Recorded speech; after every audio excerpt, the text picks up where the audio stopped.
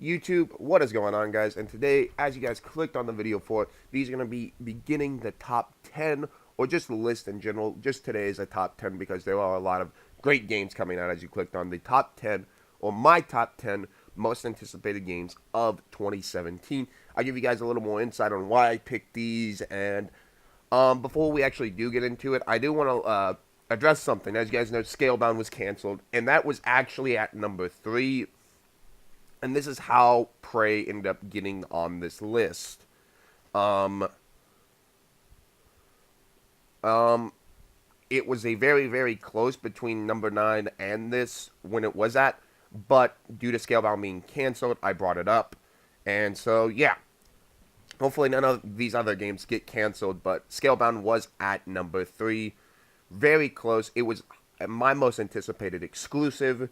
But anyway, let's get into Prey. The reason I'm excited for Prey is that it looks so unique and a lot different from the original game. Now, granted, I've never played the original game. I did plan to play the sequel, but you guys know how that went. It got canned instead of the Bethesda now giving the rights to Arcane to do something a little bit different. And this more looks like a horror shooter than anything else, which I'm really cool. And then you can like transform into any other object, which is also really, really neat. It's really cool to see that Prey, that they didn't give up on it. And who knows, like, hey, look at this. For even Scalebound, this game got can't just went under a name change. But instead of Prey, it's a reboot, granted. But yes, Prey looks very interesting and very unique, and we've seen more and more gameplay which promises. And they've already said that the PC port's going to be they're going to really emphasize the PC port for PC players, which is great because we know how Dishonored 2 went. And yeah, so let's go ahead and get on in to number 9. Coming in at number 9 is Cuphead. The reason I'm really excited for Cuphead, number 1, is this looks like an intense platformer that really has been lacking in this generation. Not Mighty Number 9, because that's a pile of shit.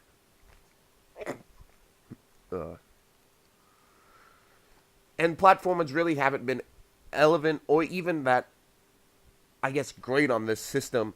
Besides maybe some remasters by Rayman, but there really hasn't been that killer platformer still on this generation, which does disappoint.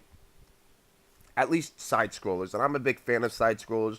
And what this even is more is that they've delayed this game so much to actually give it a story on top of it. And the art style is so incredible. Like, if you guys haven't seen this, like, just look at this. This looks like a Saturday morning cartoon. Back in the old days, like maybe in the 1900s almost. This just looks like a classic like Looney Tunes or Mickey Mouse, classic Mickey Mouse. Just granted a lot more colorful, but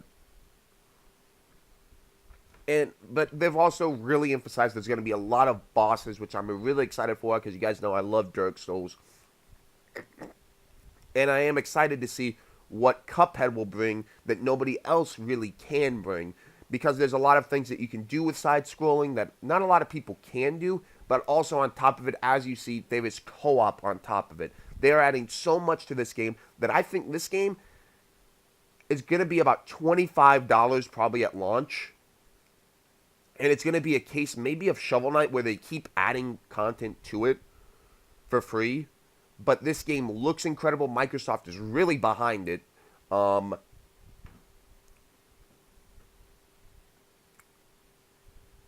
yeah. Let's get on into number 8. Alright, coming in as number 8 is Sea of Thieves. And I did forget to mention that before this list ever even continues, there is a rule to this list. If I don't believe the game is actually going to come out in this year, I'm not going to put it on. So, case in point, Last of Us, and games like Red Dead and God of War, you're not going to see on this list. Because I don't believe they're coming out this year. And if they are, they would be really high on these lists. Maybe not Last of Us, but God of War and Red Dead would be high up on this list. But simply in the fact of it, I don't believe Red Dead's going to come out this year. I don't see it happening.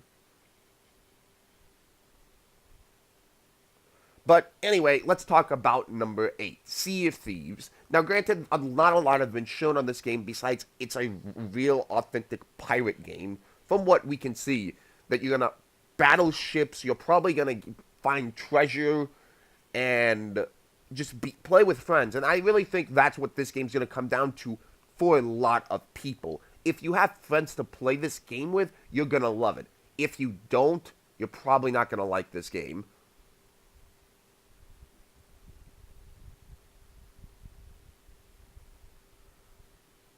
And it's very interesting to see where Sea of Thieves will go.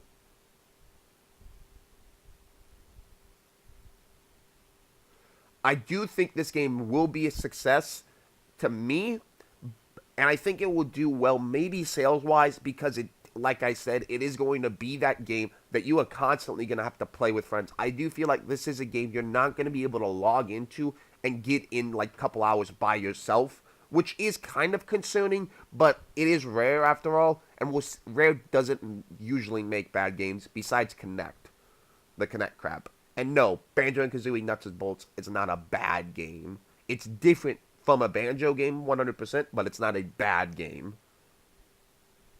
Well, there's also one game that they made was really bad, but that's separate for another list.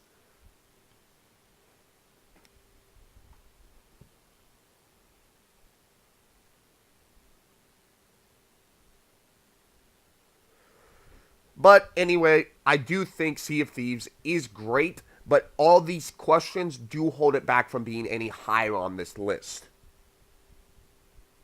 But coming in at number 7 is a game that I'm really excited for, and I think a lot of you PS4 owners are also excited for. Let's get in to number 7. Coming in at number 7 is Persona 5. Persona 5 is a game I'm really excited for because really I've never played a Persona game. And I know what you guys are saying. I've owned every single major console since I can remember.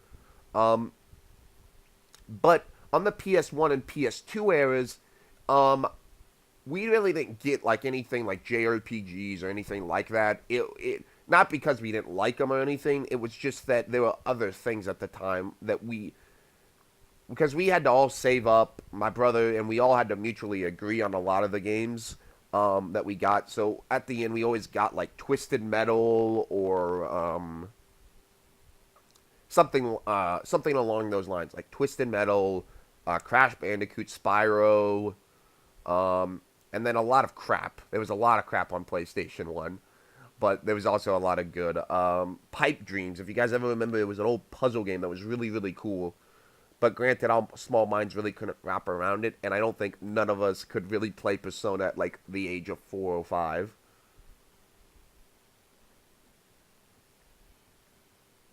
But I am excited about this. It does look cool because I've played the arena games and I really do enjoy the world of Persona. And I'm looking more into what they will bring inside of Persona 5 because I'm pretty sure it looks cool. It looks cool. I'm really excited for it. I really actually don't have too much to say on Persona 5 that I'm massively hyped for it. Um, and yeah, I'm hoping you guys are excited for this game as well because I do want this game to succeed in the States, although I don't really think it will. Of course, this thing's gonna like sell massively in Japan. It's not. I don't believe it's gonna do that well in the U.S., but I don't know that. Um, but we're actually gonna move on into number 6. All right, coming in at number 6, Injustice 2. Now, you guys know I love fighting games here on the channel. It's one of my big things that I do really, really love to do. You guys saw when the guys came down, the hipsters. We played a crap ton of fighting games. We had tournaments. We love it. And Injustice is one of those games that is another great game that is just amazing to play with friends. And it's also amazing because it's DC superheroes, which if you guys know is my favorite like movie type ever. I love DC movies. Yes, I love them way more than Marvel. Batman vs Superman was amazing, but we're not here to talk about that. Injustice 2 looks to bring more of what Injustice 1 did, but basically bring in probably the elements from MKX, like probably the three fighting different fighting styles, with hopefully a lot better characters from what we've seen. I hope they don't just chip the roster to make it more DLC, because if the DLC has come out and said they are going to be doing 9 uh, DLC characters, so hopefully, of course, you're going to see those special characters. I imagine one of them will be Spawn. One of them will probably be Sub-Zero.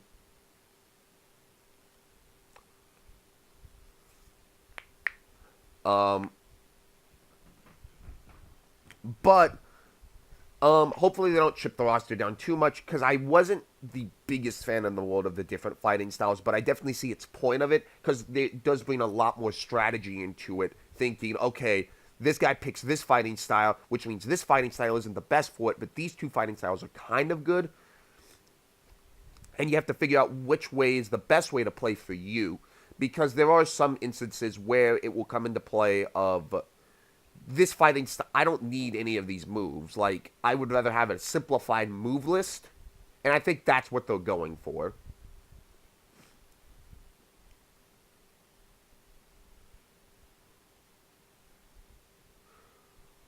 Um, and I think Injustice 2 will nail all that, but also, NetherRealm was also the king of story. We did MKX here on the channel, and we'll probably, and you know what, we're gonna do Injustice 2 as well, because I love the fighting game, just story modes. And if you guys haven't seen, they just released also a brand new trailer for Injustice 2, and I highly encourage you guys to go watch it.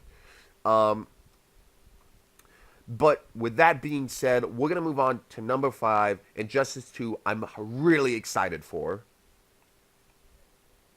Alright, so coming in at number 5 is Tekken 7. Tekken 7 is without a doubt in the top 5 for this specific reason. Look at it, Akuma and Heihachi doing battle. That's so amazing. Tekken 7 is one of my favorite fighting games. Not only because I love like just the 3D fighting style, it gives the player a lot more freedom to move around and really, I guess, enhance themselves, and gives themselves a lot more, I guess, freedom, and gives the player to play like they want, more so than in a 2D fighter, because in a 2D fighter, there isn't, and I don't want to say enough place to run, but it does give you that better option to try and maneuver a little bit and try and win. And it's also cool because Tekken does moves all everywhere. Like if you grab someone from the side, you're gonna get a different move than what you're gonna get in the front or even the back. And Tekken is just a fun game. And weirdly enough, this was actually, and Tekken does hold a special place in my heart, because these were some of the first fighting games that I've ever played.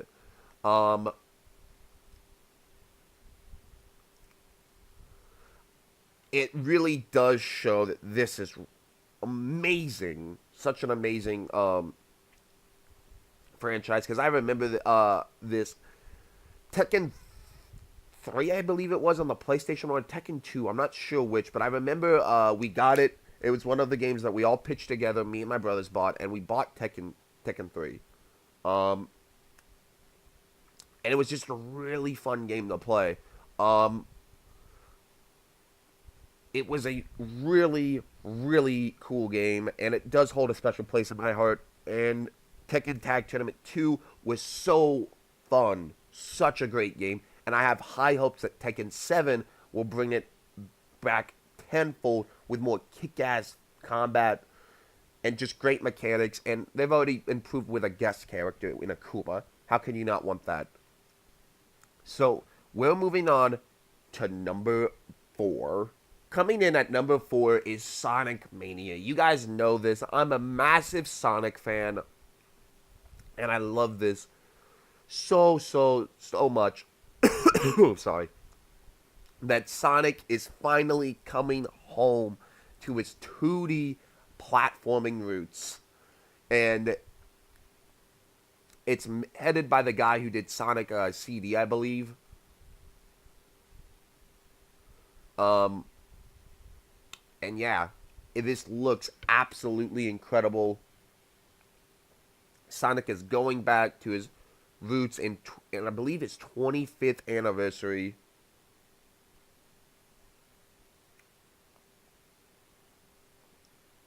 Um,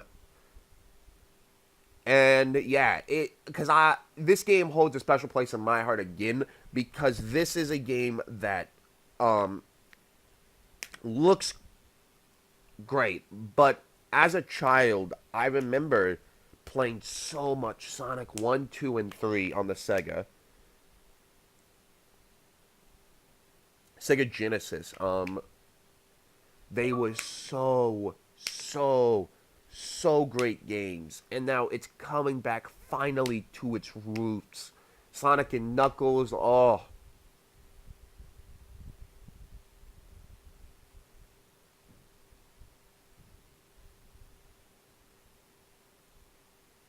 it's coming home to just be literally probably one of the best games ever. I just love Sonic so much, and I can't wait to see him finally get back to its roots. And yes, I do have the collector's edition of this pre-ordered because it was $60. Comes out like it should come around right around my birthday, and it looks so kick-ass, so kick-ass. It's him on a little Genesis. It looks so great. I can't explain to you how excited I am for Sonic Mania. And yeah, and then probably even later in the year we have Project Sonic that didn't get on this list because of that pure fact. I don't believe it's coming out this year.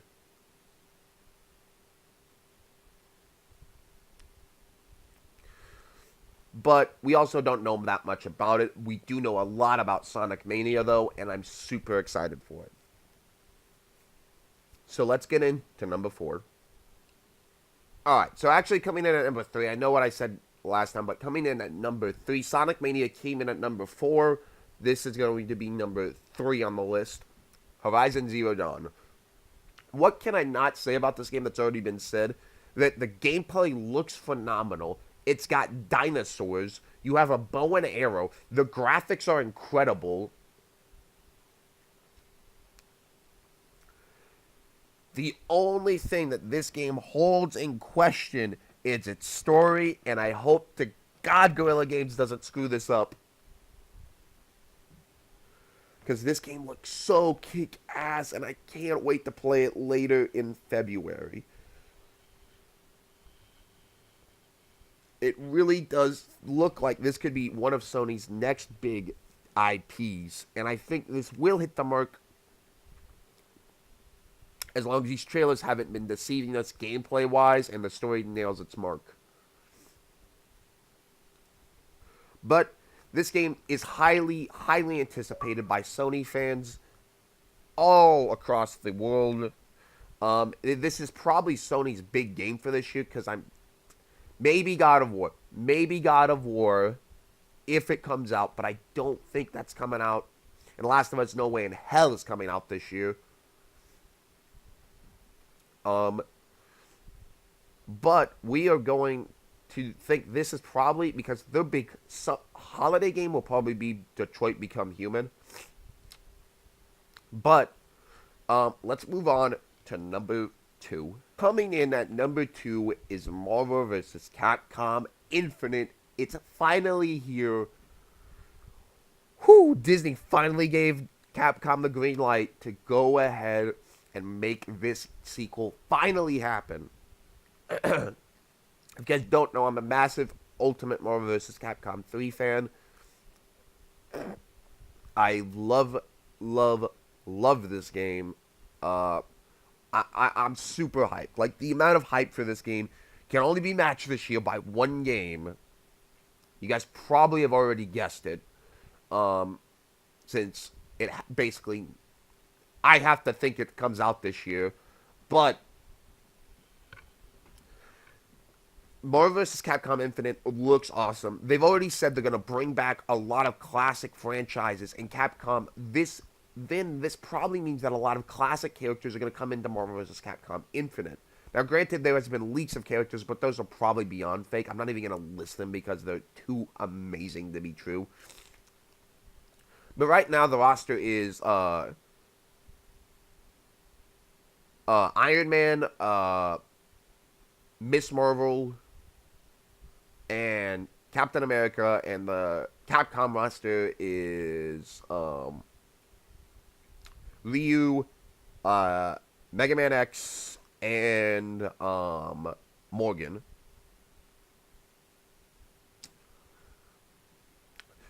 So this looks cool. Now, granted, this game does. The only reason this game did not get number one, I am worried about its DLC practices. Number two, it's worrisome that not a lot of X-Men characters will be in it, if any. But there has been rumors that there will be a DLC of Capcom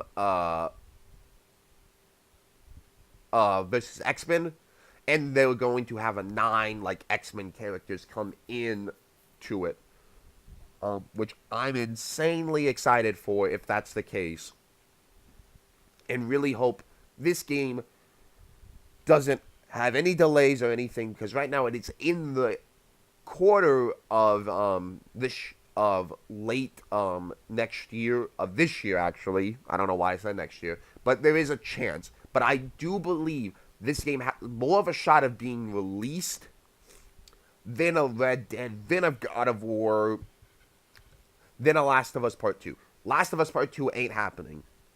I can already guarantee you that.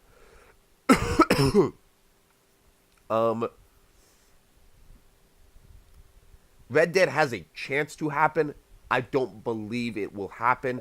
It just doesn't seem like where it is usually the time that Capcom, Rockstar would launch a game in a holiday. They're usually smarter than that and say, we'll put it in March and make billions of dollars.